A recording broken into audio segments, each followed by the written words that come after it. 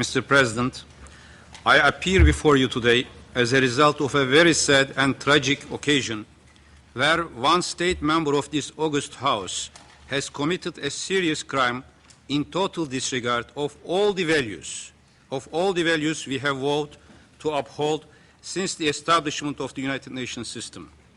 I am distraught by the fact that the Israeli Defense Forces stormed a multinational civilian endeavor carrying humanitarian aid to Gaza in international waters.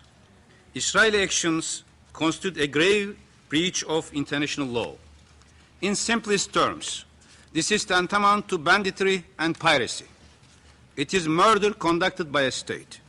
It has no excuses, no justification whatsoever.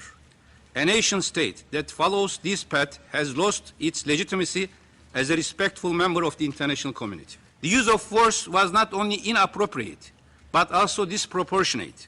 International law dictates that even in wartime, civilians are not to be attacked or harmed. The doctrine of self-defense does not in any way justify the actions taken by the Israeli forces. After the act of aggression, I have heard official statements claiming that civilians on the ships were members of a radical Islamist group. It saddens me to see that officials of a state stoop so low as to lie and struggle to create pretexts that would legitimize their illegal actions. However, the flotilla consists of citizens of 32 countries, all of them civilians, representing many faiths, Christianity, Islam, Judaism, and people from all creeds and backgrounds. It represents the conscience of the international community. It is a model of the United Nations. Therefore, this was an attack on the United Nations and its values. The international system has suffered a sharp blow, and now it is our responsibility to rectify this and prove that common sense and respect to international law prevails. We must be able to show that the use of force is not an option unless clearly stated in law. We must uphold our commitments and punish those who are in contradiction. The system must be set right. Otherwise, the trust of the people in the system, in their leaders, in us, will be demolished. No state is above the law. Israel must be prepared to face the consequences and be held accountable for its crimes. Under the conditions, any slim chance that existed regarding peace and stability in the region has suffered a serious setback. The processes in place have been suffocated by this one single act.